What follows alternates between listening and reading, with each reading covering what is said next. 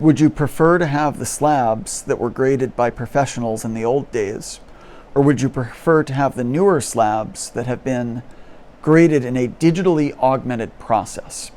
And I think that's an open question. I think the market's probably going to bear that out over the next couple of years, couple of quarters. That's the kind of stuff that computers are really going to be quite good at detecting, I imagine, much more so than human eyes, especially new hires, because PSA is hiring a lot of very inexperienced, just novice talent that's probably doing a lot of the grading right now.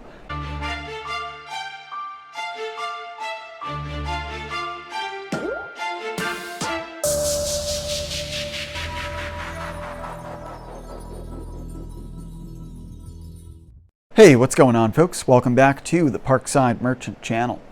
For folks that are new here, we cover a lot of topics related to trading cards, especially the Yugioh market, which is where I'm most active.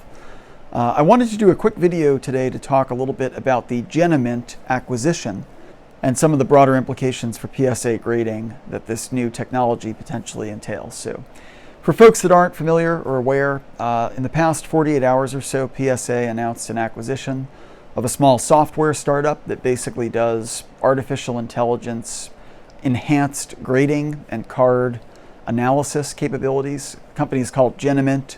By the looks of it, it seems like a pretty small company, fairly specific sort of niche focus on trading card grading, card attribute sort of detection. So using machine vision basically to take measurements, probably make judgments about centering.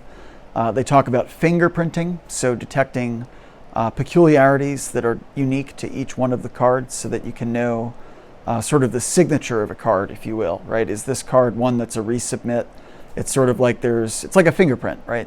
There's sort of anomalies or unique characteristics in every fingerprint so that you know, is this my fingerprint? Is it somebody else's fingerprint? Same drill, I presume, is true for trading cards.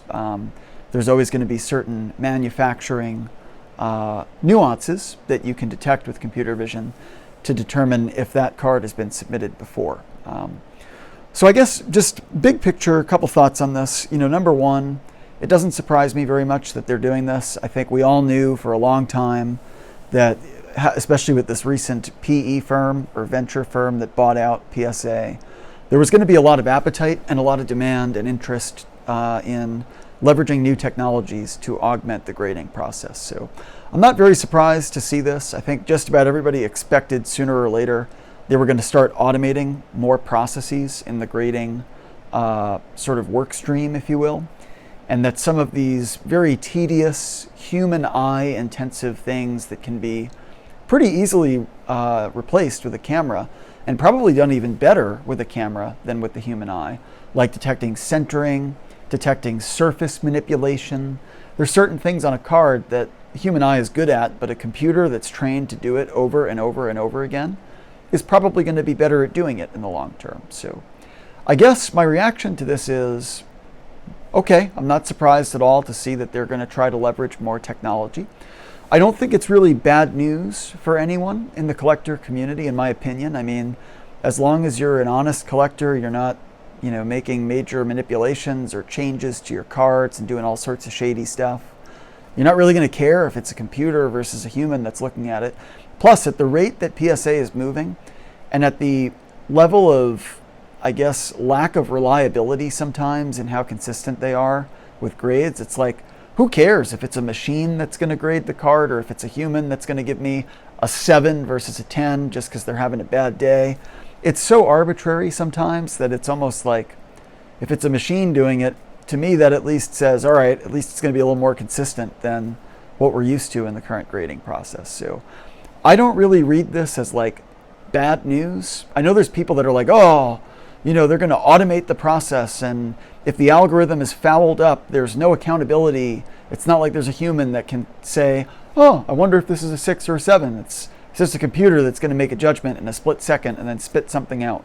So I get that. Like, I hear all the concern around artificial intelligence. I know that if you think about the track record that AI has in other domains and other markets, the autonomous driving space is a perfect example. It took a long time of testing cars on the road until they stopped like crashing into stuff, having trouble in sunlight and under different lighting conditions, like being able to navigate independently, until they're road safe. And they're still not even really road safe, arguably, right? There was a very high profile accident recently with a Tesla that may or may not have involved some of the autopilot functions. So there are still a lot of issues sometimes when it comes to training an algorithm to do something very effectively or safely. Now, in the grading card domain, obviously the stakes are much lower than an autonomous vehicle or a robotic assist in a surgery platform, right, where you're operating on a human being or something like that. So the stakes here are obviously a lot lower by comparison to some of the other mission critical applications that you see artificial intelligence being used in today. But I guess all that to say, it's going to take time. There's going to be mistakes, I imagine, in the first go-arounds. I'm hoping that they're going to use humans to sort of augment the process, have people do an extra screen before they just hand this off to the machines and let it spit out whatever grades it's going to give on cards. I don't think they're going to go quite full ham on the robots for the grading until they really can trust that this is actually doing what it's supposed to and that's making good judgments about the cards. So I get it, right? There's a lot of alarmists out there that are nervous about machines, computer vision and grading, the arbitrary decisions computers are going to make, and the risk that you run in just automating elements of a process that had previously been done by a human expert that knows how to do this sort of thing really well. So I get it, I hear that, but if past is prologue, artificial intelligence, when you train it, when you feed it a lot of data, a lot of times these things, these algorithms and programs get very good at what they're supposed to do, to the point that they're even better than the human eye. So I guess all that to say, I'm pretty much okay with the changes. I'm excited that they're going to use more technology. I think it's going to mean faster turnaround times for customers. I think it's going to mean more consistent experiences when it comes to the grades that people get. I think it's going to mean less questionable stuff that might make it through the cracks at PSA. Probably less counterfeit cards are going to get slabbed. Less of the stuff that's like trimmed or like manipulated in color. There's all these things people worry about, especially in the baseball community. It's not really as much of an issue yet in Yu-Gi-Oh, but that's the kind of stuff that computers are really going to be quite good at detecting, I imagine, much more so than human eyes, especially new hires, because PSA is hiring a lot of very inexperienced, just novice talent that's probably doing a lot of the grading right now.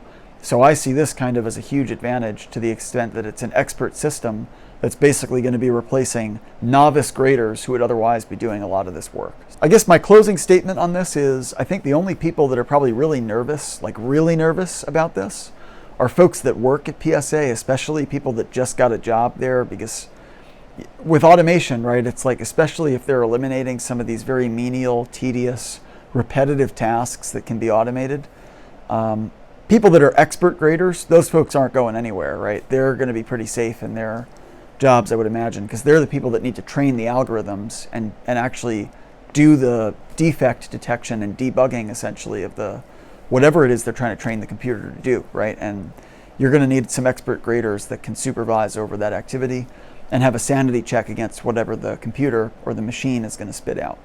For all the newer people, though, that are very inexperienced at grading, that have very replaceable tasks and things that they're responsible for, those are the people that might be long range a little bit more nervous right now, because I'm sure PSA is going to try to automate as much of this process as possible moving forward.